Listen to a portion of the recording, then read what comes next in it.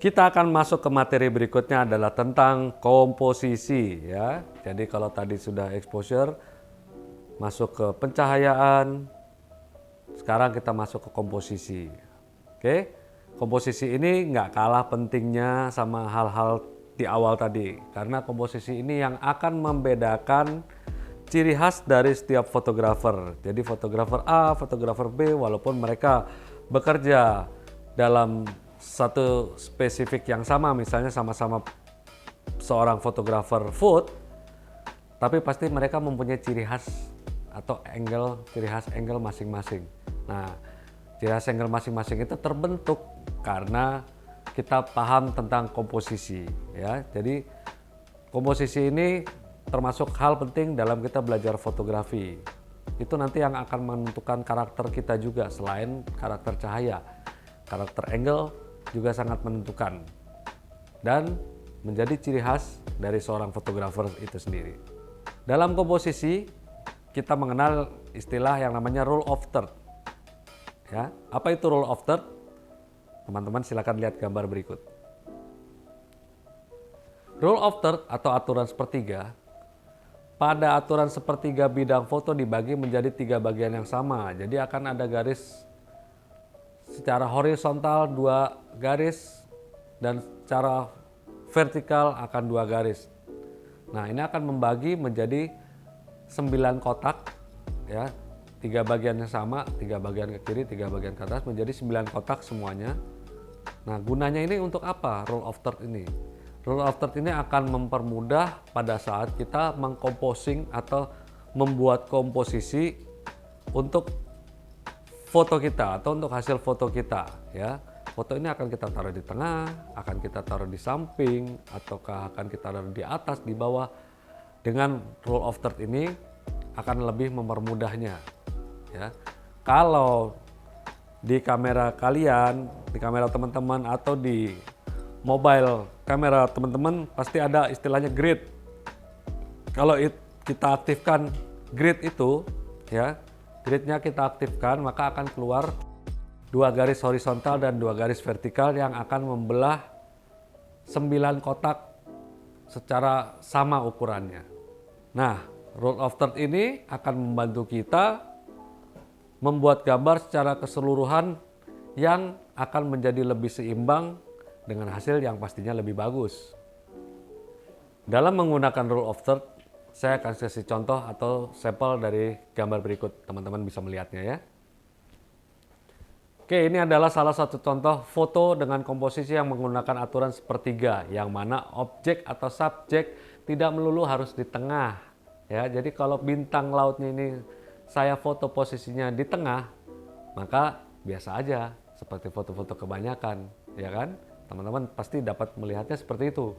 Tapi karena ini bintangnya kita taruh di sisi yang berbeda, ya, maka foto ini dari foto yang biasa-biasa aja menjadi foto yang unik pastinya. Oke, nah untuk rule of third ini, subjek atau objeknya tidak melulu harus di tengah. Ya, kita mempunyai 9 bagian tuh, 9 kotak yang sama.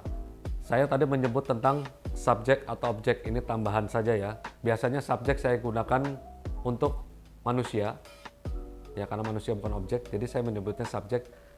Tapi objek saya gunakan biasanya lebih untuk foto-foto seperti benda ataupun makhluk hidup lainnya, hewan, tanaman, itu saya sebut sebagai objek.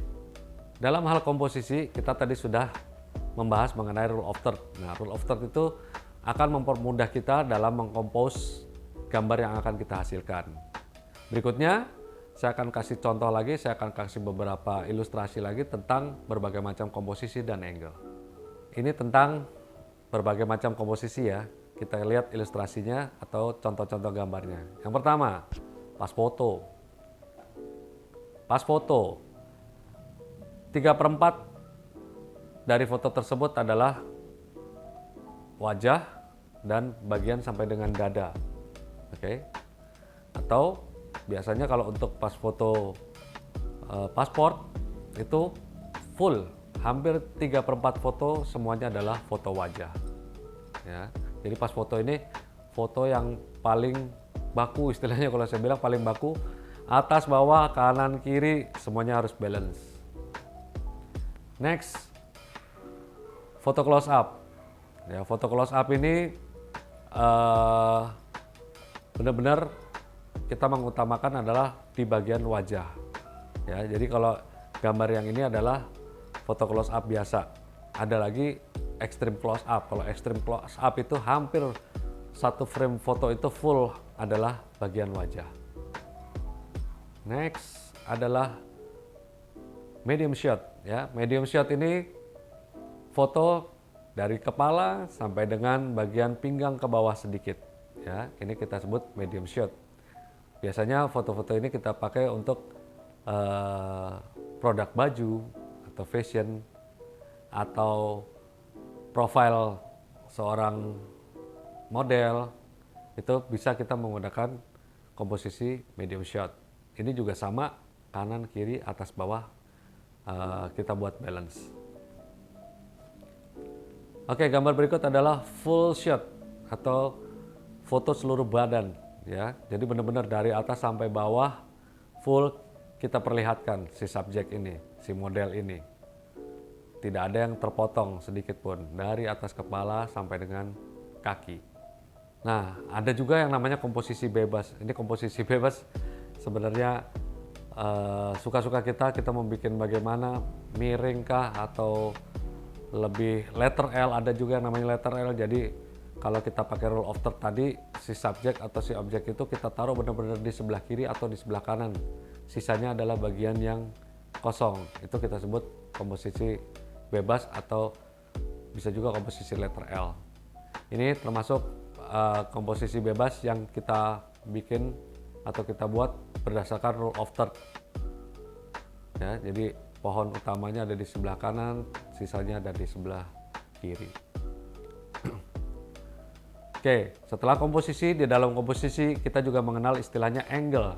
Ya, kadang-kadang kita kalau motret orang, wah angle saya bagusnya dari kanan, angle saya bagusnya dari kiri, angle saya bagusnya dari atas supaya terlihat lebih kurus gitu.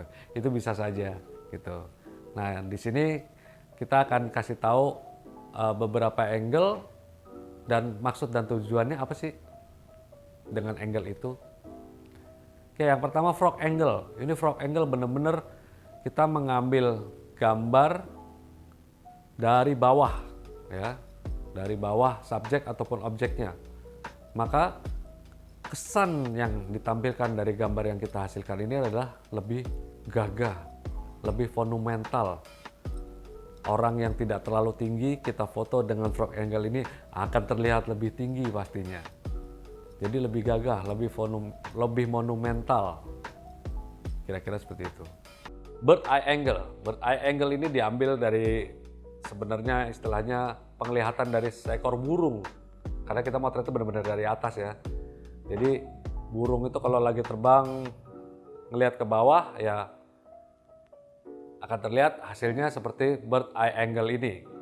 Jadi ini lebih untuk cutie, foto-foto yang lucu, yang menggemaskan, kita bisa menggunakan bird eye angle ini. Karena efek yang dihasilkan adalah misalnya kita memotret seseorang, kepalanya akan terlihat lebih besar daripada badannya karena dia akan perspektif mengerucut ke bawah. Next, ada long shot ya, atau foto dari jauh. Long shot ya.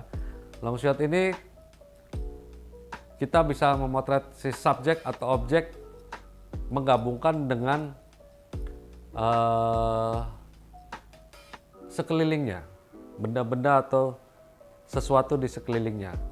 Jadi otomatis si subjek atau objeknya akan terlihat tidak terlalu besar, bahkan kadang-kadang hanya sepertiga bahkan seperlima dari area frame fotonya itu si subjek atau objeknya. Sementara selebihnya sekitarnya justru lebih banyak diambil. Oke, setelah kita tadi tahu bagaimana membuat komposisi, kita tahu tentang angle-angle. Sekarang kita cobain aja langsung. Kita akan motret model.